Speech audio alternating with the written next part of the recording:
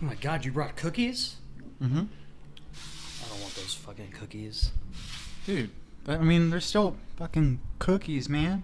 Listen, there's a cookie. They have feelings too. There's a cookie, and then there's a cookie. Those are cookies. So you're saying you don't like these kind of cookies? I get it, Mr. Discriminator. Yeah, they're too crunchy. Not soft enough. Oh, so you judge them by the way that they look? No, by the way that they feel in your mouth. That's a special kind of racist.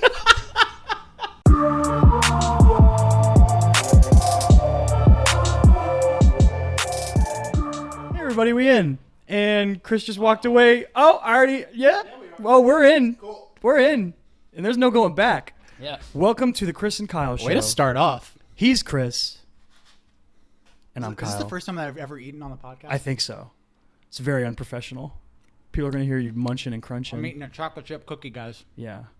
He's eating a chocolate chip cookie. Mm-hmm. So, welcome to the show. What are we going to talk about today?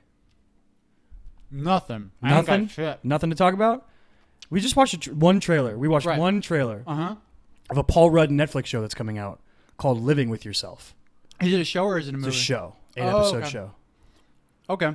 That's kind of interesting. Mm-hmm. I thought it was a movie. I'm like, as soon as I found out what the hook was, I was like, oh. So can you explain what the... So the show, based on the trailer, the show seems to be about Paul Rudd, who is playing a classic Paul Rudd character of someone who is not living life to the fullest and isn't experiencing life in the, the happiest sense. And they go to this weird spa where some dudes put him under and he wakes up and he's happy. And then we find out the hook of the trailer is that now there's two Paul Rudds. Maybe they cloned him. Maybe they... I don't know. Clone seems to be the reasonable... He comes out and he's happy. So he comes out and he's happy. And what's the other one, though? What? What's the other one? What's the other one? Yeah. I assume the other one was old Paul Rudd. Super sad. Yeah. This is a Rick and Morty episode. Oh, is it really? Yeah, a Rick and Morty episode where they go to a spa, they both detox, and basically it takes everything that the characters find negative about themselves, and it removes it from them. Oh, interesting. Right? And they end up like getting banished to this fucking toxic wasteland, right? In like an alternate reality. And like those versions, like the really fucking, like Morty's like the most insecure, like Morty's waste, right? Yeah. This waste person of Morty is like super insecure. Yeah. And then like Rick is like gross.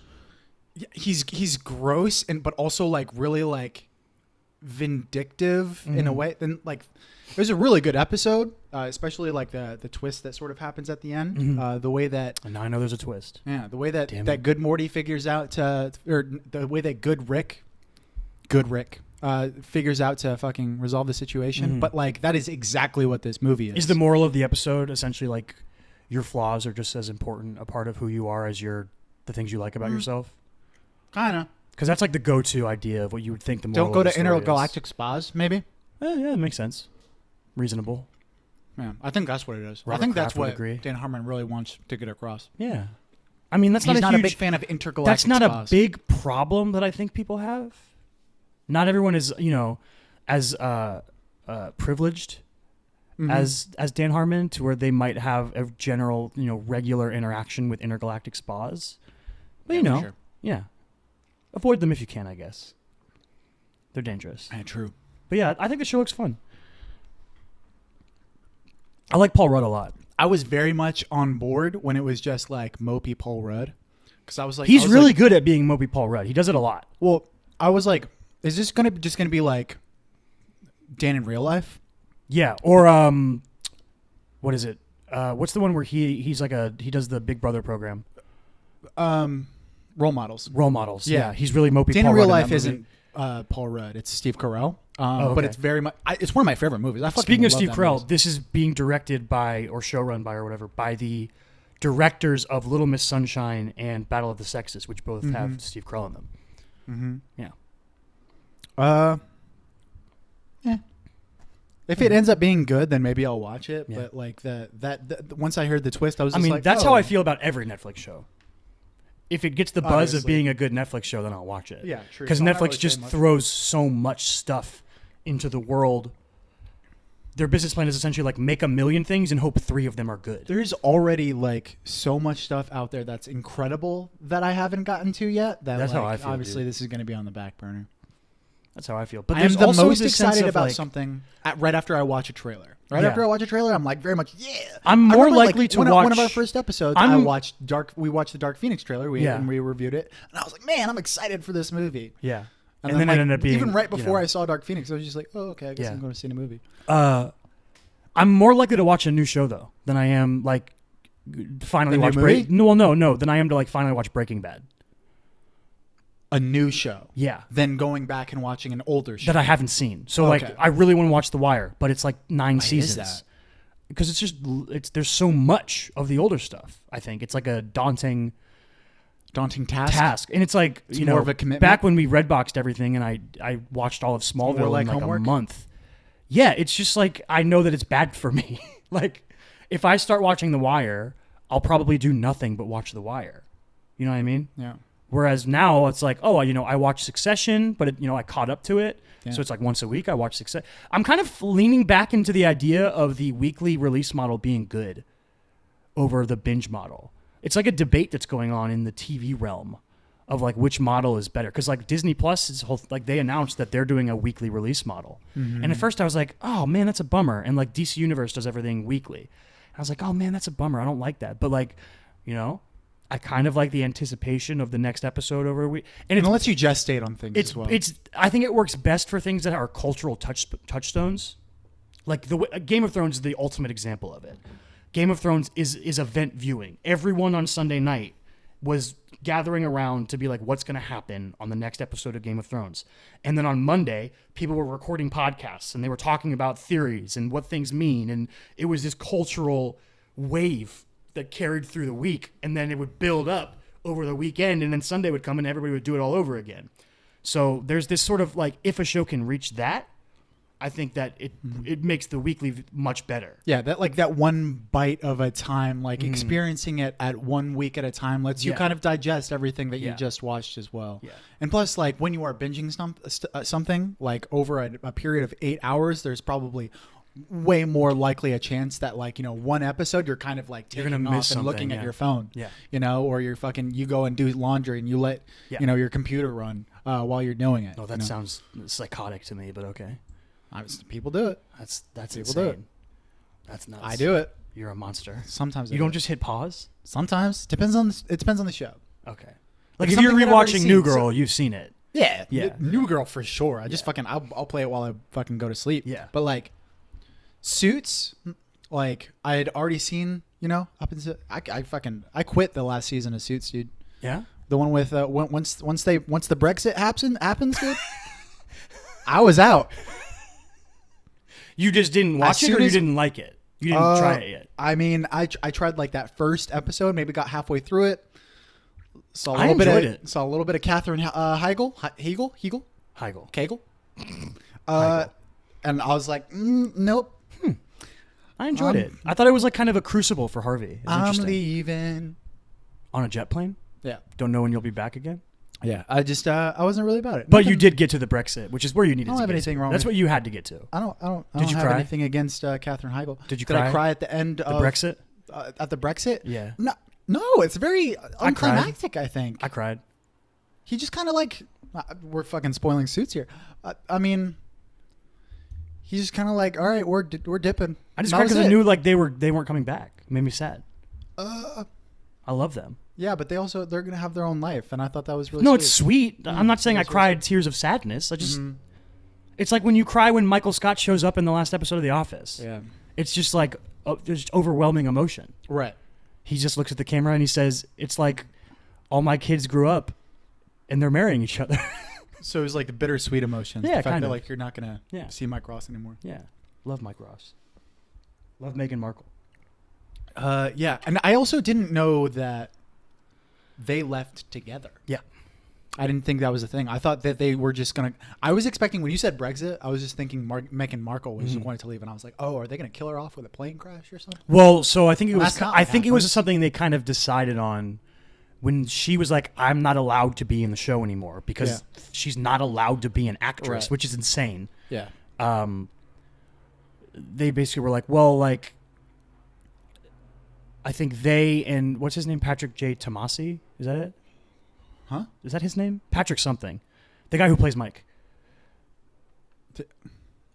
Patrick Tomasi. That's somebody. Is that not him? Hold on. Is it just Thomas?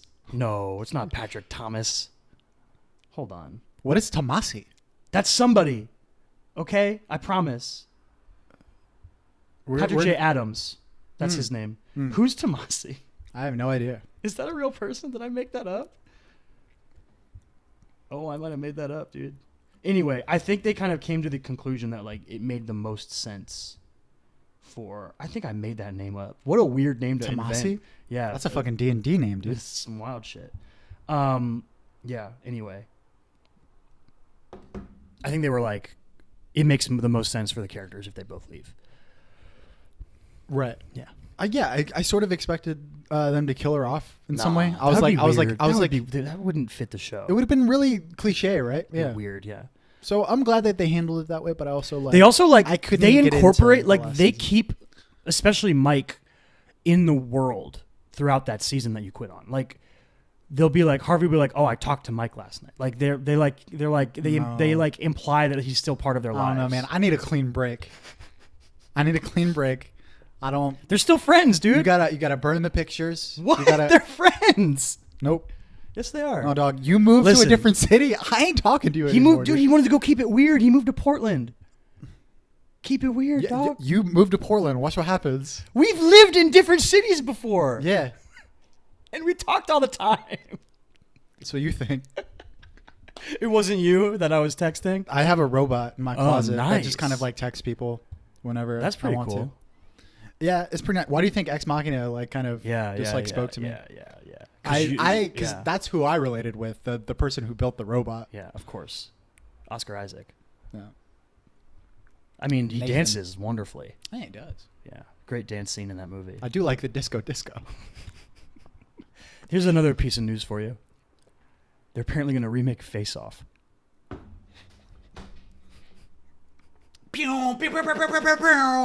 If you could put any two people in a Face Off remake, who would you pick?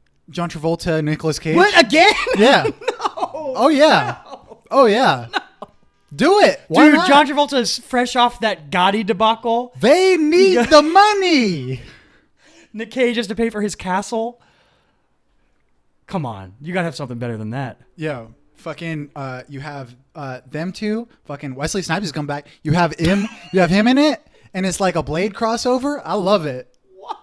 I love it. You Just are not mix 'em all. taking this exercise seriously. Why? Why? Everything you're saying is ridiculous. What is not serious about Everything that? you're saying is ridiculous. What is not serious about that? Listen, stop. Just stop. I want to enjoy it. I honestly don't know who the two people I would put in a modern face-off movie would be. Is there anybody else? Is there any attachments, No, producers, no. directors? I don't Nothing? think so. I think it was just like, hey, this is happening. Okay. This is a thing. Who directed that? Was it John Woo? Was it? Did John Woo make Face Off? It was somebody that was like. Was it Michael Bay or dude, something? It was John Woo. John Woo. Good pool. Yeah. Wow. That's Yeah, I pretty knew it was. wild. I knew it was like an action director of note. Have you seen? When's the last time you've seen Face Off? I've never seen Legit. it. You've never seen it? No, I've never seen it. I just You like just- culturally, I know what it is. All right. So you might think like Face Off is an absolutely ridiculous movie. Like when you hear about the idea of Yeah. it, watch the movie. No, I've heard it's pretty good. It's fucking fun as shit. Yeah. It's a good action movie. Listen, I like Nick Cage. He does a lot of weird shit and Yeah. picks a lot of bad projects and overacts And a the lot. but idea of when Face Nick- Off is when- strange as when fuck. Nick Cage and John Travolta are on, they're good. If you can buy into Mission Impossible, you should be able to buy into Face Off. I can buy into most things. It's like maybe there's a degree of separation there as far as like the percentage of weirdness, you know. But no, Face Off is good. I enjoy Face Off. Yeah. I don't even remember like Who's the character modern name. day Nick Cage? Who is the modern day Nick Cage? That you can't just say Nick Cage. Shia though. LaBeouf. Holy shit! Who would you put in a Face Off remake with Shia LaBeouf? So who's the modern? Wait a minute. day I feel John like Shia Travolta? LaBeouf's a better actor than Nick Cage, though. Dog. Like consistently, his like consistency is better. I mean, They both have weirdness. They both have like very strange, fucking like controversial, like I'm into the idea outside of the movie. Right. But Nick Cage has hit his some peaks high are, highs. but He's hit some high highs. Listen, but his lows are real low. I mean, but Shia LaBeouf is also. I mean, he's made some. His personal life. He was Low. an I'm Eagle talking Eye. about on screen though. He was an Eagle Eye. I don't even know what the fuck that He means. just hasn't had ridiculous performances. That's true. Like he doesn't overact the way. His lows, his valleys are just kind of like meh stuff that he kind of or like, blockbuster huge hits. yeah. Transformers. Like, I'm gonna go stutter for 2 hours and be in this freaking money making machine movie. Yeah. But yeah, I like this Shia LaBeouf idea. That's fun. Shia LaBeouf and who's a good John Travolta? So, well, it's like, is Timothée too young? Is Timothée too young? Yeah, maybe He's too young. maybe too frail. Yeah. I mean, you can always, actors are allowed to take steroids, dude. It's fine. Oh man, Is Shia too young? I feel like no. If you're remaking it, you can base your, like, you can build it however you want. You know what I mean? It doesn't have to be a direct. okay, we can stick with Shia. Who is like who kind of looks like Shia LaBeouf? I can't think off the top of my head. Yeah, but like Nicolas Cage. That's and the thing; John they don't have to Travolta really are- look like each other. That's what makes it so ridiculous. Who's a John Travolta? Like, It just needs to be a white dude. yeah, what is John Travolta's like thing in that movie? Like, what makes him unique? I don't remember the character Because like as John much. Travolta as just an actor in general, he kind of has like a suaveness to him a little bit, right? Yeah. Yeah. Who's like a suave, generally average build white dude?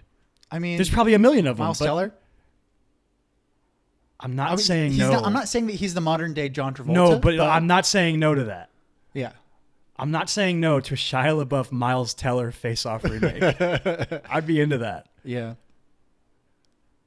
That could be fun. Miles Teller, so charismatic. So charismatic. Love that dude. Or if you wanted, Chalamet in it, you could do like a Tom Holland, Timothée Chalamet, because they have. Like, I don't know kinda about similar face-off, deal. but they should be in something together. right.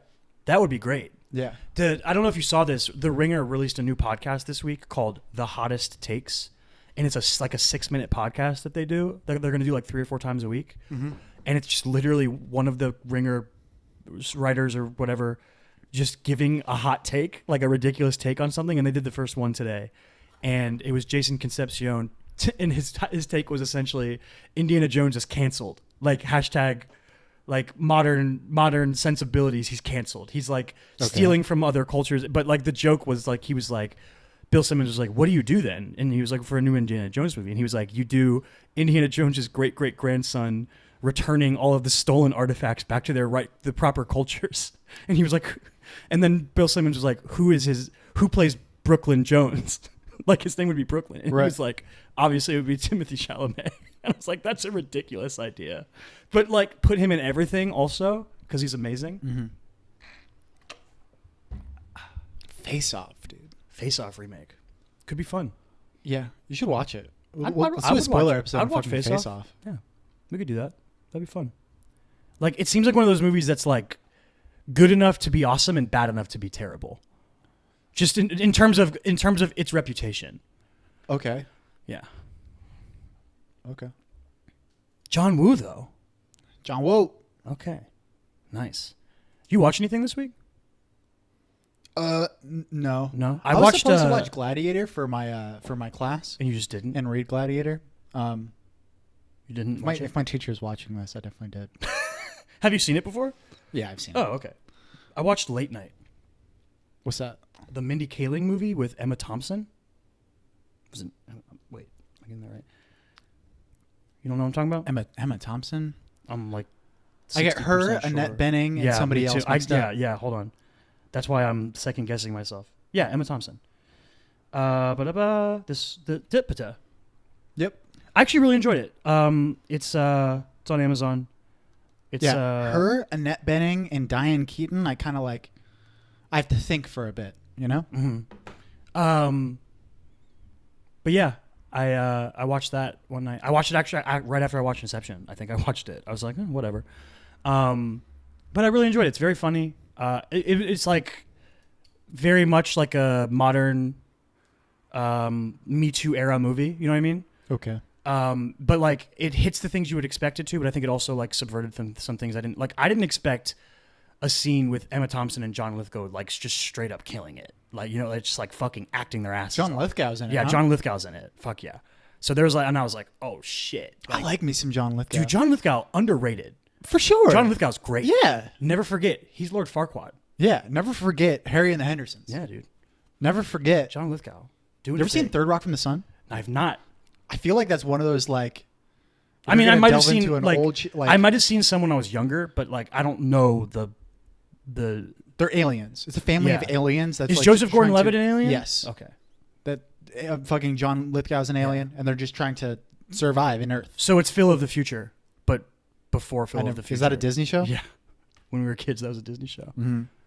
They were aliens that were trying to live Yeah. normal lives. But yeah, it's just John Lithgow. Holy being shit! They just silly. ripped off Third Rock from the Sun for a Disney show. That's funny. Mm-hmm. Nice.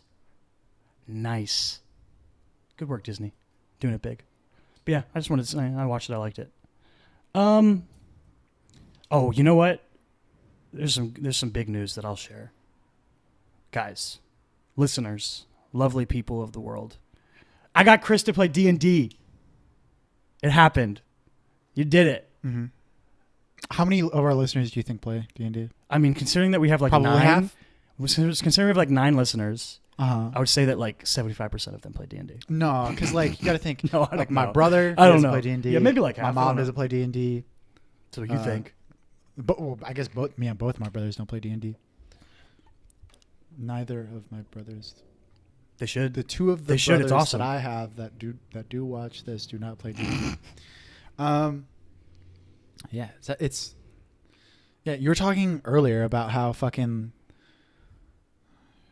how like getting into an old show is bad for you because it just like takes up all your time. Yeah, Mhm. thanks for giving me D&D, dude. Thanks. Listen, dude, the bug bites hard.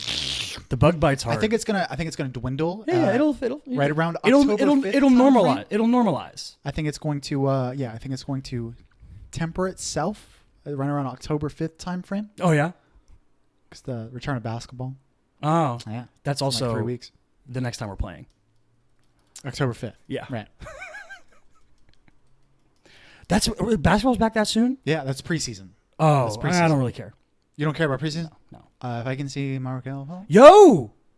Did you hear? Yeah. Did you hear? They signed. They gave him the whatever it's called, the 5th-year option. Yeah, or so whatever. the Orlando Magic front office gave an extension, a contract extension for the 2021 they season. picked up the 5th-year option, right? Yeah, that's what. They picked Yeah. up an option. Did I say extension? Yeah. Sorry. Yeah, they picked up the option on Jonathan Isaac's contract, Mo Bamba's contract, and probably most interestingly, I didn't see the first I wouldn't say two. most I only importantly, saw the Markel but one. most interestingly, Yeah. Markel They're Fultz's guaranteeing Markel Fultz like $12 million that year, which Yeah. is like that shows some confidence, I think. I think there's a lot of speculation as far as like of this decision and what it means, because the thing is like they could have waited, right? They could have waited for all of their contracts until like October. Yeah. That like they could have pushed it back for a long time. And they didn't. They've done it now. Yeah. And they've included Markel with J.I. and Mo. Yeah, the and Heat Mo. picked up Bams, I think, earlier in the week. too. Yeah. So yeah, I would take it as That's a good sign. Yeah. It shows a level of commitment and confidence, I think. Mhm. Because that makes him harder to trade if that's something that you end up wanting to do. Right. 12 million is a pretty solid, like big guarantee for someone without a lot of track record. Right. So I think that's a solid sign for Markel stance Mhm. / Magic fans. Yeah. Wave your hands. And it's such a fucking mysterious situation that you're kind of like you're taking like whatever is happening behind the curtain, you're just like waiting for, the fucking flashes and things to come over the curtain for you to realize what's going on back there, because like the Yeah. Magic front office is very much being Mum's the closed word. door. Fucking Markel doesn't have any posts on his Instagram right now. So you're stalking. 0. Stalking Markel, huh? Yeah, I mean occasionally I'll just be like, you know what? Is he posting a story or anything? Nothing. No. Nothing. I follow him on Snapchat. He mostly just posts pictures of his shoes. You have Yeah. some really nice shoes or something? He just switches it up. Yeah. Or just him like working out, being sweaty. I'm just like, oh, okay, cool. He's working. Yeah. That's cool. Yeah. I got an alert today that Bam Adebayo is going to do an eating contest. An eating hunt? What is he gonna eat? Hamburgers. Oh. Yeah. Ooh. I was like, Bam. Anything with buns, dude, that would freak me out as for an eating contest. I mean, the most famous eating contest is hot dogs. Yeah, no, but like you know how you eat the Freaking bread, right? Disgusting. You fucking dip it in the Hot water. dog eating, all eating contests, but like, I almost always find myself at work during the hot dog eating contest for some reason, and it just grosses me out. It's on TV. These dudes are just dipping their hot dogs in cups of water and just shoving them down their gullets. It's disgusting. Yeah. And that one dude, Joey Chestnut, is eating like 75 of them or something in like 10 minutes. It's disgusting. Why do you do that? I take it back. I get why he does it. That dude gets paid. Right. If you're one of the other people, why do you do that? You can't beat him. Do you have to buy into a contest? One of those contests? Do you think so? No idea. I think there's like Because if it's for free, I No, mean, I think I would just like sit next to Joey Chestnut and just be like, and then just kind of put eat some it. ketchup on. Yeah. Eat one hot dog. Yeah, eat like maybe 2-3 hot dogs. Yeah. Enjoy my time. Fucking watch. No, him I just think kinda- you have to qualify for it. You have to win like Oh, regional right, competitions yeah. and stuff like that. You can't just like when they stroll like in. announce these competitors like UFC fighters do. Yeah. They put up their tails of the tape. They put up like their stats and like what competitions they've won. Like it'll be like this dude ate like 9 like 18-inch pizzas in an hour, Right. like weird shit. Right. How important do you think wingspan is to hot dog eating I contests? honestly think it hurts you because it takes you longer to get your hot dog into your mouth. Yeah, but here's the thing, right? So like say hypothetically like they don't put enough hot dogs in front of you, right? Mm-hmm. And you eat all of the hot dogs, you can start reaching from other people's hot dogs. No, they put so many hot dogs in front of you. It's like gross. Yeah, but if you're good enough, Not even Joey gets through them all. but if you're good enough, He's not good enough. Dude No. wins like all the time. He's like fucking UConn women's basketball. Doing it big. what's that dude's name? Gino? Joey Chestnut. No, Joey Chestnut Gino is- Auriemma. Yeah, Yeah, the coach. fucking goat, female basketball. Yeah, he's real good at his job. Mhm. Real good. Anyway, you played D&D. I did play D&D. I fucking enjoyed it, man. Yeah, I told you, dude. It's fucking great. Yeah. I mean, it took. Oh, I thought you were saying a sentence. It took. Period. Yeah, it took. Okay. I thought you were gonna I say got the like bug it, now. it took like some. It took this long until I understood what. Yeah. Or, so I didn't know what you were saying. I'm still trying to balance like the actual experience with like the shit that I normally do, you know? You mean your penchant for diving into a new hobby at 150%? Not just that. I'm talking about like with writing. Oh, and okay. with, Yeah, like, yeah, yeah. acting. Yeah, yeah, and yeah. all that shit, and kind of like blending it into a fun experience for everyone. That's Yeah. like also. Yeah. I think you've done a good job of it so far. Oh, thanks. I appreciate yeah, that. you've had a good time on the Yeah. first game. Ooh, what is that? Watchmen official trailer. Ooh. I get way too many notifications. Isn't on there both my already a watches. trailer for Watchmen? I think so. What is it? What's this? Welcome to my computer, dude. I need to fucking just cut that shit out. Too Get many outta fucking here. notifications. Get out of here. Too many notifications. I don't let Google give me notifications. Mm-hmm. I'm like, I don't want that. If I need to know something, I'll find it. I'll know if a new Watchmen trailer. Honestly, like I've seen enough of the Watchmen stuff. Like I don't think they can make a trailer that's going to make me feel any more or less likely to watch it than I already am. Mhm. Like it's one of those things where like I'll probably watch it. I now have HBO, so I watch HBO shows now. You know what I mean? I watch Succession. I watch The Righteous Gemstones. Like they're good. HBO makes really good stuff. Mm-hmm. What's the worst HBO thing that you've ever seen? I mean, I haven't seen a ton of stuff from HBO. I've seen Game of Thrones, Succession, Righteous Gemstones. Is like The Eastbound Wa- and Down I haven't like seen the worst? it, but I mean, but also Eastbound and the Down's thing I've seen from hilarious. Eastbound and Down is like one of the funniest bits I've ever seen in my life. Down in my plums. Yeah, That kills me. yeah. And that was just like a little That spoiler blooper, shit. that blooper Yeah. reel. It's Uh-huh. hysterical. Yeah, it's amazing. I'm trying to think. Like, fucking, The Shop is great. Hard Knocks is really good. I watched all of Hard Knocks this season. I've never seen it before. I don't know, man. I feel like HBO just high level quality control. They have like the opposite approach of Netflix. Yeah. Netflix is they're long line fishing. They're just gonna throw as many make as fucking much hooks stuff at as you can and Yeah. hope some of it's good. Yeah. And they do. I would say Netflix generally once every 2 or 3 months something really good gets put out on Netflix. I would say Do you think something it's gonna enjoyable. exist in like 6 years? Netflix. Yeah. I think the whole like Disney Plus is coming for Netflix thing is a little overblown. I think they're going to be fine.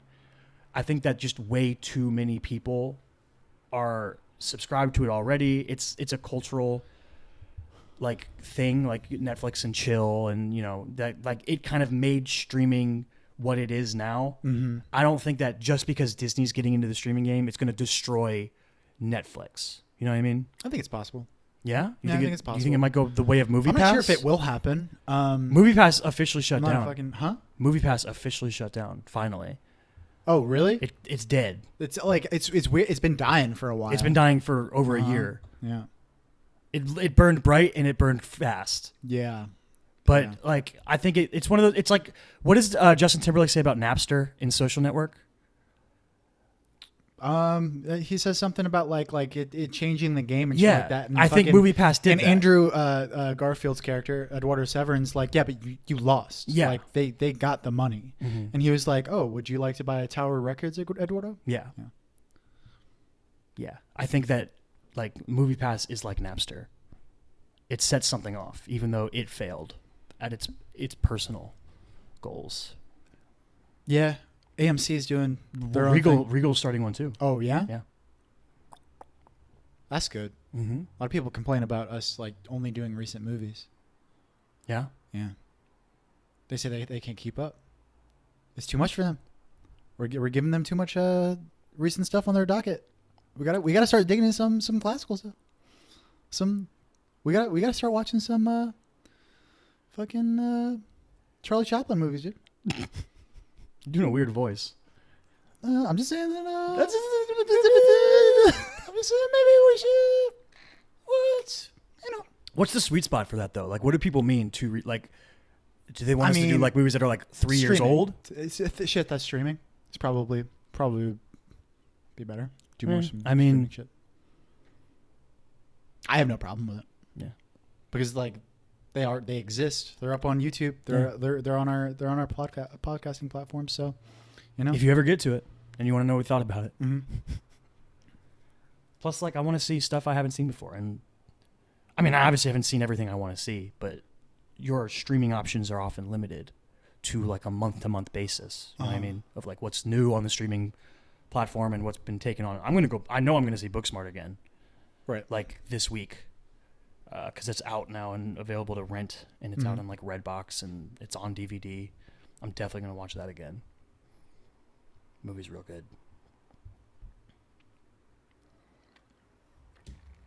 You want to hear my football recap? Let's do it, baby. Big news of the weekend: Ben Roethlisberger, Drew Brees out long term. So Ben's out for the year. right. Drew Brees probably about 6 weeks. Okay. Mm-hmm. So it's Teddy time in New Orleans. Teddy Bridgewater, who passed up the opportunity to be the Dolphins quarterback, to be Drew Brees' backup and the Yeah. highest paid backup in the NFL for a 1-year deal. And he's going to get a shot. If he plays well over the next 6 weeks, he'll get a job next year. Right. That's basically what it comes down to. So, like, that's exciting for Teddy Bridgewater fans if you like Teddy. Admittedly, I would much rather be on the Saints. Than Yeah, obviously. The Dolphins are straight hot garbage. Yeah. Like the hottest. He would have started for you. We have this allowed the second worst point differential through the first 2 weeks of the season of all time. all time. Yeah, we're like All minus time. 92 through 2 games or something like that. Or, yeah, I think we're being outscored 102 to 10 through 2 games. It's rough. What if they turn it around, man? What if they turn it? That will have been a failure of a season. They're tanking. If they turn it around, they fucked up. So you'll be mad if you win the Super Bowl? No, I'll obviously be super excited if we win one game. I'm going to be happy. We Listen, can't listen. get Tua now. Listen, I want Tua. Tua's great. But if they put Josh Rosen in and he plays really well, then I'm going to be even more excited because then you don't have to use your draft picks on a quarterback if he's good. You can use them on other things that we need. Right. Yeah, that's fair. Like we have a garbage-ass offensive line. What if you guys, get second overall and you don't get Tua? Who else is like if we ended shitty? up with the second overall pick, I would guess that we would trade the farm to move up to 1. Unless, like, it was a team Like, for example, who just drafted a quarterback? Like, if the Cardinals got the number 1 pick again, it would be completely insane if they took a quarterback for the 3rd year in a row in the first round. Right. So, like, then they might be like, oh, we're good. But if it was a team like, say, like, I don't know, who's got The Giants. No, because they just drafted a quarterback in the first round this year. They have Daniel Jones. Uh, Well, the Steelers. Okay, the Steelers, right? What if the Steelers, Ben Roethlisberger's out for the year, what if they're just awful and they get the number 1 pick over us somehow? And they're like, well, we might as well do a Peyton Manning, Andrew Luck situation and draft a Brett Favre, Aaron Rodgers situation and draft Ben's replacement. And they take Tua. That would be bad. But, we could be like, hey, Pittsburgh, we have so many picks. How many of them do you want for us to be able to pick Tua? Yeah. I think it would be something like that. Then you just better hope Tua is good. Why is Tua good? Highly advanced processing skills, extremely accurate, gets through his reads quickly, athletic, strong. Kyler was small, right? Kyler is insanely small. Right. Tua, I think Tua is like a normal sized quarterback. He's like 6'2" or something, I think. Oh, okay. That's not I don't think that Tua has like a super cannon, but he's got like the arm to get things done. I think that's an overrated part of quarterback. When people like look at quarterbacks and they're like enamored with big arms, those guys almost never end up working out. Like the fucking Jay Cutlers of the world, the Joe Flaccos of the world. Like Joe Flacco won a Super Bowl, but not because he was the quarterback of the Ravens. You know what I mean? Mm-hmm. You're more likely going to get a Jay Cutler than you're going to get an Aaron Rodgers. Rodgers has a cannon, so does Jay Cutler. Josh Allen has a cannon, and even though the Bills are 2-0, I still think Josh Allen is bad. They played like the Giants and the Jets, dude. They played the Jets, and they scored 0 points, and then C.J. Mosley got hurt, and then they won. After C.J. Mosley got the Jets linebacker, who's really good. So, like, the second their best player went down, or one of their best players, then there was like, all right, now, like, he couldn't spy Josh Allen anymore. Then they started scoring. So, yeah. I don't. Like, you beat the Giants. Calm down, people that are trying to tell me that Josh Allen is good now. I don't believe you. Mm-hmm. Call me up when he plays the Patriots in Foxborough and throws 3 picks. And then we'll figure it out. Anyway, I hope we get the number 1 pick. But, like, honestly, it's this weird, like, I don't know. I'm having a hard time being it's hard to be in the process. It's really easy to respect the process from the outside. Yeah. So, like, when the Sixers were processing, it was really easy. You enjoyed it. You find that idea fun. It's fun. But it's also, like, fun to make fun of them. Yeah. So, like, It's way easier after it's happened. And it's also weird how much more relevant you become when you're tanking. When the Dolphins, my whole life, the Dolphins have been entirely mediocre. We've won the division like twice in my lifetime, I think. And one of them was because Tom Brady tore his ACL. So there's this weird sense of like, you're not a middle of the pack. You're not like the Titans or the 49ers or something. You're just straight hot garbage, and people talk about you a lot because of it. They're like, oh man, how bad are the Dolphins? Should they be doing this? Is it okay to tank in the NFL? And it's like, I just want to root for my team. Right. But then, like, people talk about the Suns more than they talk about the Magic. Yeah. Yeah. And the debate of like, is Devin Booker a winning player? Mm-hmm. People don't ask that about Aaron Gordon, really. They're just like, that dude can dunk. People never talk about Jonathan Isaac. I mean, he does. I feel like people talk about those two guys more than like even like Vooch. Yeah. It's Vooch, Maine. How did Vooch do in the tournament? So he was on the Serbian team. Oh, and they got bounced. They got. I don't know what they played. They beat USA for 5th place. Oh, okay. Yeah, I know France got 3rd. Spain won. Marcus Gasol having a good year. Oh, nice. Double champ. Champ Marcus Gasol. Yeah. Ricky Rubio got MVP of the tournament. Fucking Ricky Rubio got the tournament MVP. International basketball is weird. It's a weird thing. Yeah. Well, fucking Fournier could have gotten it. Yeah, if France won, he might have. Yeah. Mm-hmm. That would be fucking insane. If Evan Fournier got the FIBA World Cup MVP, hell yeah. That'd be nuts. Might also we just went to Rudy, but that's true. They do have Gobert. Yep. I don't know, dude. Frankie Smokes coming in clutch, knocking USA out. He didn't have the numbers. I'm really He had glad. he had the hearts though. But He had the hearts of the fans. hearts. He has multiple hearts. He had the hearts of the fans. Yeah, and I think he has the attention as well, just because so He many played people. so big in that fourth quarter. Well, and he's also like very much like what we were just talking hot about. button topic. Hot button top. Should you give up on Frankie Smokes? He's in New York. Yeah. B, like he was the 11th pick or the 10th Yeah. pick or whatever, right? So he was, top 10 pick, young dude, Lottery pick. and like he went from being someone who was really really bad to being, like people are like, Serviceable. he's actually playing well Yeah. in this FIBA tournament. I'm hopefully the tournament. But I'm very much good boost like- of confidence. But I'm very much like, Hey, I'll give you 2 second-round picks for Frankie Smokes. yeah. I'll give you 2 now. I'll give you 1 second. I used to be like, I'll just give you one second round pick. Now I'll give you 2 second round picks. Would you personally trade a first-round pick for Frankie Smokes because you love him so much? Depends on what the second round You pick love was. his length so much? Depends on what the second round pick No, was. a first-round pick. What did I say? Second. Depends on what the first round pick was. Your first-round pick. The Magic's first-round pick, which is probably year? going to be, I don't know, next year? Probably going to be around 15? I mean, Anywhere in the 12 2022 to 18? It'll be in the and 12 on. to 18 range? 2022 and on, I'm good Fair with it. game? Yeah. You We're think going to be you'll- winning the championship. Oh, anyway, you're going to be so. winning chips by then? Uh-huh. Okay. So, I mean, it's what? Late first round pick? Yeah, but shit. That might be the double draft as well.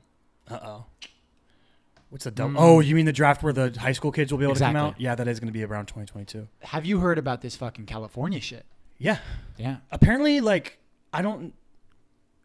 most of what I saw was people being like, this isn't as big a deal as you think it is. It is and it isn't. Yeah, it's weird. So what we're talking about, right? California passed a law that is going to allow college athletes to make money off of their likeness, image, gear with their numbers and names on it and stuff like that. They can have people pay for autographs and stuff like that, which isn't legal in the NCAA. Mm-hmm. I think the NCAA is pushing back pretty hard against it. I think there might be a sort of ram's horn showdown of like, they might be like, all right, none of you are allowed in the NCAA anymore. And then California being like, well, fuck it. We don't care. We'll have our own league and we'll pay people. Right. It's going to be interesting to see how this affects things. If this is going to enforce some level of change, Right. I don't know if it will. We'll see. And from what I've seen, it doesn't seem like it's going to be implemented like immediately. It seems like It's like all of this that. isn't It's like going why to the happen. NBA can't make the thing 18 right away. They have to go through hoops. Uh-huh. Yeah, I think it's similar to that. Yeah. But it more or less puts a deadline. Okay, It was by like 2022 or 2022, I something. think. Yeah. Yeah. Like you're gonna have to figure out Yeah. the deal with this. Yeah. I mean, because it wasn't even like paying players; it's them being able to Make money off their likeness, Yeah. which is a separate thing. Yep. Yeah, we've stated our views Yeah. on the NCAA and its perceived corruption and whether or not college players should be played. Played. They can play all they College want. players should be played. Yeah, that makes sense. You hear about the Alabama story from this week that Alabama story? they track their fans. What? They have an app on their phone the fans have on their phones for like student sections, students of the school, and it they apparently like tracks how long they stay at the game, and if they stay through to the end of games, they get like points, and they can like receive tickets to other games, or they can get tickets to like bowl games and I mean, it's Alabama tournament games. They're always in the tournament. Yeah. And like, it's this weird, like people were like talking about like, should they be allowed to like track students and where they are and stuff? Yeah. And like how weird that Part is. of that, yeah. Part of that's cool, and part And of that's also- a little creepy. Also, Alabama stopped scheduling home games against the Citadel and then beating them 60-0 and expecting the 18-year-olds who are fucking wasted off their asses to sit in the hot sun all day. Nice. That's boring, Nice. right? It's weird. And then Nick Saban's like complaining because people aren't staying at the end of the game. It's like, dude, you wrapped this up by the second quarter. We don't care. How about you just start the third stringers? How about that? They probably do, but Right. like, yeah, dope the whole game. Like, Yeah. I don't even care because Tua's trying to win the Heisman, dog. He's got to play. You don't have to play it against the Citadel. No, you got to Let him play you one gotta, quarter. Let him play one quarter. I mean, honestly, like this weekend, he could have played the first half and Yeah. put up his Heisman numbers. He had like 350 yards by halftime. I've been to the Citadel. I don't think they were actually playing the Citadel this week. I don't. Oh, but that's like one of the trash. It's just an example. Yeah, they will Gotcha. schedule like D2 schools for home games, and they'll pay the D2 school to be on their schedule. Right. Some weird shit. The NCAA is just it's so weird in so many levels. I like that. Like Florida kicked off against Oregon. Was it Oregon? What? Who did we play? No, it wasn't Oregon. Who did we play in the first Miami? week? Miami. Yeah, like that's cool. That's like it's a Division I interconference game. That's like it's cool. Do that. Teams should do that more. Put more good. It's like when I play NCAA video games, I make my schedule as hard as possible Right. because you want. Or as weak as possible. No, that's lame. Or as weak as possible. Yeah. Or as weak as possible. That's how you end up like UCF and you go undefeated and you don't end up in the tournament. Yeah, but you're dropping like 120 points. But what's it like- matter it's like if a you basketball can't game. try to win the chip? Huh? What? Fucking I mean, I guess you can just do what they did and say you're the champions. numbers. Especially like if you're like third or fourth season into the franchise, into the dynasty, right? And you've already won the chips, right? Fucking like you start off in like the top 5. Just fucking make it easy on yourself. No. Just have some fun with it. No. Just have some fun, baby. Nah, dude. Get them stats. Nah. I get mad I at play, like, myself. in, like, if my 34 stats season- are too good in a sports video game, I don't like it. I don't like unrealistic stats in a video game. Right. It like bothers me. I try to be like, if I'm like playing 2K and I'm blowing people out too much, I'm like, all right, dude. I got to get up to the next level difficulty. And if there isn't any more to go, I'm like, well, I'm just going to start a new one because it's too easy. I'm a fucking power player, dude. I You fucking enjoy build it. a my player so you can try to score 100 points. Uh-huh. I'm like, nah, I'm not about it. I don't have that power fantasy. It's weird. Yeah. I instead of having a power fantasy for sports, I have a weird just like I want to control everything. Power like the level of fantasy for it. It's really weird. It seems like more of a power fantasy. It's power Than fantasy in a whatever. different way. Uh-huh. Yeah. They're both power fantasies. But it's like I want things to be as realistic as possible, but like being done the way that I want it done. It's stupid. I want to use the heat and I want to win the championship, but I want it to seem reasonable. Like I don't want Justice scoring 35 points a game. That doesn't make sense. But you know, if he scores 18 and you got like 18, 6, and 9, it's still unrealistic, but it's like, but you know, what if? Maybe? I'd freak out if that happened. Justice going for 18, 6, and 9 is my equivalent to you for Markelle Fultz going like 14, 6, and 6 or something. Yeah. Just I'd be so happy. That'd be solid. That'd be dope. Anyway, what was my other football? What are the other big? So the Sunday night game was awesome. The Eagles-Falcons game. Carson Wentz was getting destroyed the whole game, but he was making some like superhuman level throws. He made he was getting sacked and his knee was like an inch off the ground when he released the ball, and he threw like a 18-yard dig like money ball, like while he was getting sacked. It was awesome. But the Falcons won it on a Matt Ryan mental play where he just was like, he saw the Eagle. It was 4th down. I think it was 4th down. Yeah, it was 4th and 2. And they were down 4. Or no, sorry, they were down 3. And there was like a minute, 52 seconds left or something like that. And he saw the look the Eagles were giving him. And you saw him fucking... He started doing his check, and they were in empty, and fucking he just threw a little screen to Julio Jones, and their left tackle came out and like destroyed this corner. Like he straight up ate this dude alive. And then Mohamed Sanu like blocked out his dude, and Julio was, it's like, dude, that's like the most prototypical wide receiver in existence of the world, maybe, Julio Jones. Like if you could build a wide receiver in a laboratory, you would build Julio Jones. And that dude, he was just fucking gone. No, like it was like a 60 or 70-yard touchdown. It was awesome. And there's like a shot from the end zone, and you can see Mohamed Sanu block his dude, and then you see Julio just get right past him, and then he just starts fist pumping. Like Julio's like 50 yards away from scoring, and he knows it's over. Right. And there's a shot of Matt Ryan like screaming. I was like, I've never seen Matt Ryan that hype before. Like he's usually like the most even, like he's like the most basic white bitch quarterback you can imagine. Usually, he's just like, I do my thing. I quarterback speak all the time. I'm pocket passer. I'm really good, but like I'm not exceptional. but he was like screaming, and I was like, "You fucking threw the shit out of that screen, dude!" But it was a really fun game. What else? Oh, early season surprise MVP candidates: Lamar Jackson and Dak Prescott.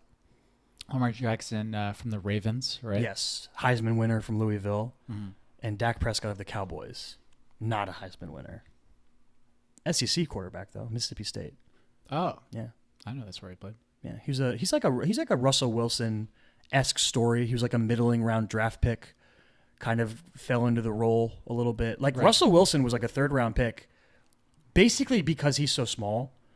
And then this is so weird to say in hindsight. Then he had a training camp battle with Matt Flynn to see who would start for the Seahawks that year. Yes. And then they were like paying Matt Flynn a bunch of money because he had that game the year before. He was Aaron Rodgers' backup in Green Bay, and he had like a 6 or 7 touchdown game. And the Seahawks were like, "Pay that dude; he'll be our quarterback." And then it turns out Matt Flynn actually sucked. But yeah, it's like one of those weird hindsight things. But Dak had like a kind of a similar. I think he took over for Tony Romo when he got hurt, and kind of just never let the job go. Kind of situation, I think.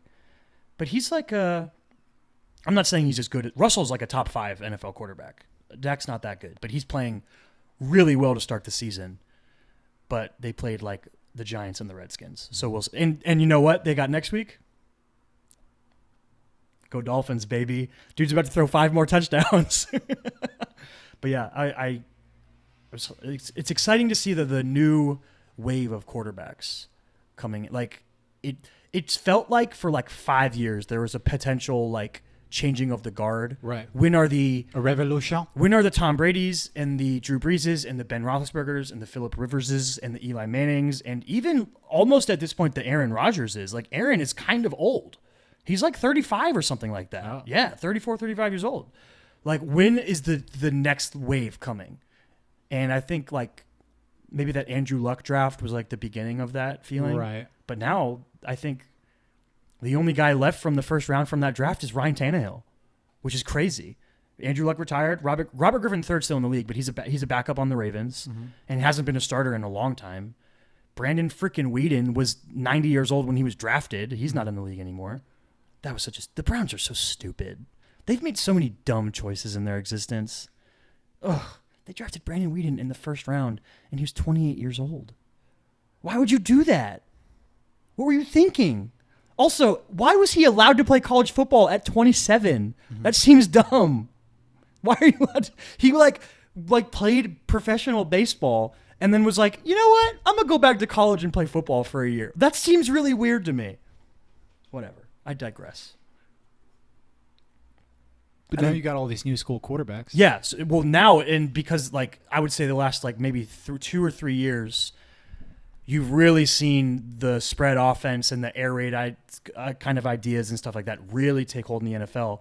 Remember when we were kids and you'd always hear people be like, "Oh yeah, you can't run that college system in the NFL. The defenders are too good." It's not true. It's not. It was just people being stubborn. It's a great offense. It fucking works, especially if you've got a running quarterback. And that's sort of what we're seeing now is these youngins. It'll be interesting to see which ones end up being great and which ones end up being like. I really like Robert Griffin, but like, who's going to be the Robert Griffin the thirds of the world, where they have like one really good season, and then they never really do anything else? Yeah. Yeah. I mean, because like Pat Mahomes is probably like the That face of that. So he's not going to be that. I mean, he's already like sort of staked his claim, right? He's like, already considered the best quarterback in the NFL, right. But like, I have this like He won MVP last year. Right? Yeah, I have this general rule that's sort of like I don't trust any. Especially with quarterbacks, I don't fully trust you until you've done it like 3 years in a row. Mm-hmm. And he's only in his second season as starter, but he's so good that I buy into it. You know what I mean? He's like so far and beyond what anyone else is doing. Yeah. He's so stupid talented. He threw for 275 yards and 4 touchdowns in 1 quarter yesterday.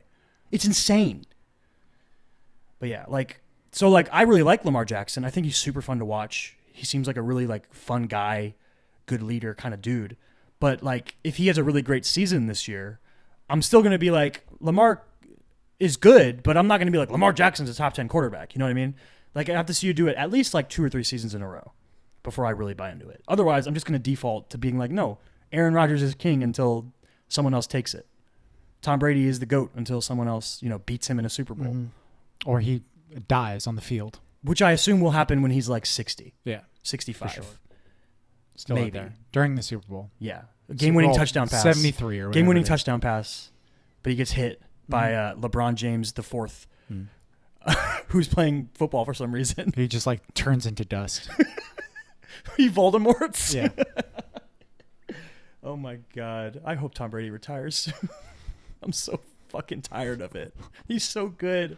They were like the Dolphins played the Patriots this weekend, and because I'm a sick human being, I watched the game Right. Instead of just watching Red Zone. And I made it to the third quarter. I made it through the third quarter. Nice. This Good week. job, Like dude. the Ravens game was so bad, I moved over to Red Zone at halftime. This game, I made it all the way through the third I quarter. don't know how you can do that. Yeah, I don't either. But it's one of those things. If you look at the final score and you look at the stat line, you just think that we got straight up punked again and we're like the hottest of hot garbage. But like there were like visible improvements in things that like in the first half it was only 16-0. That's a huge improvement from last week when it was like 35-0 at the end of the first half, and the defense was playing way better. The offense was still just. It was like, what's like worse than just being embarrassing? Humiliating? I Is guess that a stronger word? Maybe it's even worse than humiliating. It's so bad. It's like almost unbelievable how bad it is. Fitzpatrick threw for 89 yards yesterday, then got benched, and Josh Rosen came in the fourth quarter and threw for 97. At this point, I always kind of felt like the plan was start Fitzpatrick for the first 4 games, and then get the bye week, and then start Josh Rosen the rest of the season. At this rate, they might just throw him in sooner because Fitzpatrick has been so shitty. Hey, anyway. Oh, in college football, Felipe got hurt, dude. Oh, man. Bummer. My man. But Kyle Trask led a comeback win against Kentucky, revenging This is UF football. revenging the loss to Kentucky last year, which was like the first time that the Gators had lost to Kentucky in like almost 20 years. Mm-hmm. Yeah. Apparently Kyle Trask hasn't started a football game since he was a freshman in high school. How did he get recruited to the University of Florida? If Is that's he true. huge? Is he like... Yeah, he's massive. Oh, okay. He looks kind of like Tim Tebow, Huh. but he wears 11. Is he a walk-on? No, he was like pretty highly recruited, I think. He's not as highly recruited as Emory Who did Jones he have in was. front of him? Felipe. Oh, in high school? I don't Yeah. know. I don't know. It's a super weird. I don't know. It's weird. That is really weird. Yeah. But like our other quarterback, Emory Jones, was super highly recruited. He's like a top 5 dual threat quarterback from his recruiting class or whatever. But maybe he's not ready yet. I don't really know. Maybe I don't know. I don't know Kyle Trask. I want to learn his background now though. Like I saw that Bleacher Report thing, and it was like I haven't started a game since I was a high school freshman. I was like, how are you a college quarterback if that's true? That's super weird. Anyway, football. Everybody loves football. They just don't know it yet. Quote, Wayne Gretzky, Michael Scott, Tim Ricketts. Anything else you want to talk about?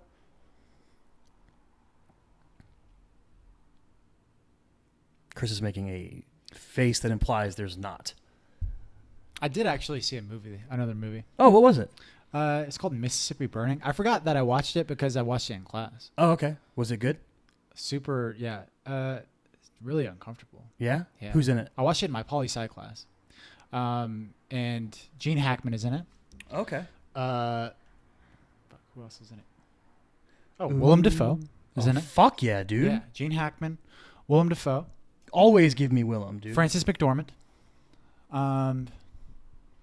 Pretty solid cast. Brad Dourif, Yeah. Steven Tobolowsky, Michael Rooker. There's just a whole lot of racism. It's Kevin all about Dunn? racism in Mississippi. Okay. Directed by Yeah. Alan Parker. Oops. Do you so when you see that there's a movie about racism in Mississippi and you see that it's like made by a white dude, is that Right. weird? Nah, I don't think so. No? Well, no, we talked about this in my film 7 class. Yeah. So like my film 7 class is basically just like a fucking films It's basically just like the representation of ethnic minorities in film. Yeah. That's basically what the class is in my film 7 class, and that was one of the first things that we talked about. He talked about like, because my teacher is Mexican. He was born in Mexico City. Mm-hmm. I'm pretty sure he was born somewhere in Mexico. But he talked to us about how he made a movie that was based on the indigenous people of Mexico, like Aztecans. And he was getting a lot of flack because of it. Because, like, to indigenous Mexicans, he was basically a white boy. Yeah. Yeah. But, like, even though he was born in Mexico. Uh-huh. And a lot of people just didn't think that he had the, like the authority, like the credibility okay. to be able to make a movie like that. And he was just like, I very much kind of disagree with that. I think that if you're going to make a movie depicting, different ethnicities and stuff like that, and if it's about that, like, you just have to do it the highest amount of sensitivity possible. Yeah. Well, because it's opening a can of worms, right? If you say like a white person can't write stories or direct movies about other types of people, it's weird. Because then on the other hand, like, if everyone can only write about who they are, how are you going to get diverse stories? You know what I mean? It's a difficult game to play because, like, I remember thinking about this a lot when Wonder came out, and fucking Jacob Tremblay playing the main character in that, who has deformities, a disfigurement, and like people were really upset about it. Like the fact that you have Jacob Tremblay. Instead of like trying to actually hire someone who actually has like someone who's not disabled, just like a malformed. There's a word for it they use in the movie, but I forget what it is. Yeah. But that seems weird. It seems like kind of that seems weird. It's also similar to like we both loved the Peanut Butter Falcon, right? But there's like other movies where mental disabilities are, actors that don't have them, like Forrest Gump, Tom Hanks, Rain Man, yeah, right? Like that's part of being an actor. Yeah, you're playing things that you aren't. Yeah. And but there is a line, right? Yeah. Well, as Robert Downey Jr. says in Tropic Thunder, I won't repeat it. Not only that, but like a lot of people have problems with Robert Downey Jr. playing a black dude. That's like people always say Tropic Thunder would never get made today, right? Which is weird because it's like 10 years old, maybe 15, maybe. Yeah, it is kind of strange, like how it's like just right before this like sort of line. But it's also like part of the bit. It's weird. The reason I'm okay with Tropic Thunder and the reason that I'm okay with Robert Downey Jr. doing that is because like it's very much aware of itself, and you have a black person it's constantly calling him out for it. An actual black person, not someone who's in blackface. You have him calling him out for it and like saying like how fucking offensive and fucked up it is. And that black actor, his character is also fucking just what's that dude's name? Brandon T. Clark or something like that? Is that his name? Something he's in the Percy Jackson movies. Yeah, he plays the satyr. Not remembering his name right now. You would know. I would not. I know. I would know, but I think I've read those books though. I read the first 2 books, I think. Yeah. Huh. They were much different than the movies. Yeah, the movies are bad. Movies are very bad. Yeah. What was this? What was I talking about? Tropic Thunder. Tropic Thunder. White directors making movies about racism and shit. Yeah. I think that's kind of a sensitivity. Like, I think just trying to be as what's the word I'm looking for? I don't know, is it like being appropriate is the right word? I don't really know what I'm looking for. I think just being sensitive to the fact that you might get aware. It wrong. Yeah. Like if you screw it up, you have to be ready for the consequences of that too, I think. Mm-hmm. Like if you make a movie about Mexican, what was it, Aztec people, and you screw it up, like you kind of have to be ready for the reaction to that. Yeah, I don't know, because it seems weird to just like tell, like if I wanted to write a story and then you could be like, yeah, but you can't write a black character in the story. Be like, but like, how on one hand can you say it's important to have diverse stories, but on the Right. other hand, Not tell right. people they can't make them. Yeah, it's weird. Mhm. Yeah. Now, like, it would probably be better to, if you're doing a story about, what was the movie you said? Burning racism in Mississippi. It might be better to get someone who has experience with that, like directly, Mhm. than a white dude directing it. For sure. But I think that also goes along with research though too. yeah, And like I think that like like Fruitvale Station would be a different movie if Ryan Coogler didn't make it. for sure. And like the inclusion part also comes up like with like okay, so if you've already written a character, right, and you had an idea for that character, like you pictured them being white, but it doesn't matter if they're Yeah, black yeah, or yeah. not. Like Like how that's where J.K. inclusion- Rowling defended the casting of Hermione, where she was like, I never said she was white specifically, and it doesn't affect the character at all. So, like, I'm perfectly fine with them casting a black actress in the play. I don't care. Right. Yeah. Yeah. It doesn't really matter. Mm-hmm. Yeah. And there's like plenty of things that like I've written where I'm just like, yeah, like fucking that character could absolutely be black. They could be any. Yeah. Like she would have to be a woman, Mm-hmm. you know? Like there's like certain lines that like okay, no, it's important for this story that they have these, Yeah. things, but Yeah. Like if you're making a Mississippi Burning, and then you make the just all white people, that wouldn't make any sense. Mhm. It wouldn't fit the movie. yeah, it wouldn't make any sense. Yeah, I watched that. I also watched Crash. Crash. I've never seen Crash. I don't think so. Crash. I watched that in my film 7 class. And it's basically just about LA, and it's like this ensemble cast. Look up the fucking cast for some Crash reason, right I'm now. thinking of the Jason Statham movie where he has to keep moving. What is that called? No, that's Crank. Crank. Yeah, that's Yeah. Crank. I don't like that movie. Crash. Don Cheadle, Sandra Bullock, Yep. Thandie Newton, Terrence Howard. Keith David, Matt Dillon, Yep. Loretta Devine. Right. Oh. When did this come out? 2004. This is a very Yeah. mid 2000s cast. Mm-hmm. William Fichtner, Yes. Yeah. Bankman Warren from Fichtner. Dark Knight. Brendan fucking Fraser. Yeah, Brendan Fraser. Hell yeah, dude! I like how that's Sandra the one that Bullock's- got the rise out of me. Plays Daniel Sandra Day Bullock's Kim, husband. Ludacris. Jesus, Mm-hmm. there's a lot of people in this movie. Yeah. Michael Pena. Yeah, dude. Dude, this is Michael Pena before Michael Pena was Michael Pena. I love Michael. Pena. He's like, he doesn't play like a comedic relief, Okay, but he's like very sweet. listen, Michael Pena's got range.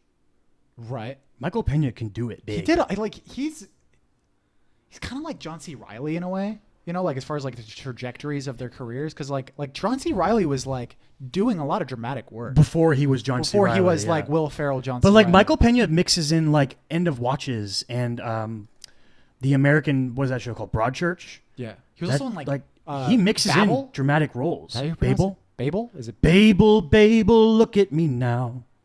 Mumford and Sons. Is that how you pronounce it? Yeah, I think. I mean, that's how Mumford and Sons sings it. So I assume. Well, it's also like biblical, right? Yeah. The Tower of Babel. Yeah, I think it's Babel. Babe. Anyway, Michael Pena's the shit. Love that dude. Mm-hmm. I saw a commercial where someone was doing the Michael Pena in the Ant-Man bit, where they're telling a story and it's their voice, but they're showing the other people doing it. And I was like, this is not good. This is not good like when they do it with Michael Pena. No. This commercial is bad. You need someone as talented. You as need Michael someone Pena. as funny and good luck. as Michael Pena. Yeah, it's Good hard. But also, you need the people that are pretending to be, like, the people who are pretending to talk. They've got to be selling it too, I think, in a way. You know what I mean? Right. They kind of they're doing a Michael Pena impression almost Kind of. because it's in his head. It's the way he imagines them. Yeah. Yeah. It's a very specific bit. It's Yeah. a very good bit Uh-huh. in those movies. And they brought it back in It's Ant-Man. one of my favorite bits. They in the brought it back in Ant-Man and the Wasp, Mhm. where he does it again. Yeah. Yeah. Is that going to be like the hallway scene of the Ant-Man movies? Like every Daredevil season had a hallway fight scene. Right. Is there going to be just the Michael Pena Hell yeah. voiceover bit in the Ant-Man movies? It's the best bit. It's so good. It's the best bit. It's so good. Oh, almost dropped my water. Anyway, you want to do some shout outs? Yeah, sure. You go first because I don't have one. So I mentioned it earlier, my shout out for this week. because I finally caught up to it and I'm watching it live now when it comes out. And that is the hottest show in television, I would argue right now, Succession. I don't know do you know anything about The hottest? It's the blowing hottest? up. It's blowing up. Not like sexy hot, like popular hot. Okay. Do you know anything about Succession? No, I don't think I do. Succession is about it's in terms of plot. It's about a very wealthy family basically dealing with the living as rich people, essentially.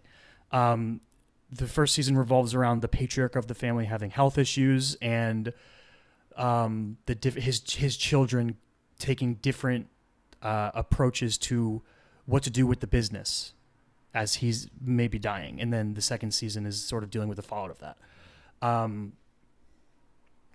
It's a show about like shame, and like it's a show about the depravity of rich people, like how awful they are, and like how that world is like disgusting, and like just the level of like waste and the way that the hyper wealthy like look down on just normal people. Kieran Culkin is hysterical in this show. He is so fucking funny. It's really well acted across the board. It is like one of the things I really like about it is it doesn't really have any superstars in it. I didn't know any of the actors really. Like there's people I kind of recognize, but I couldn't stick them to anything.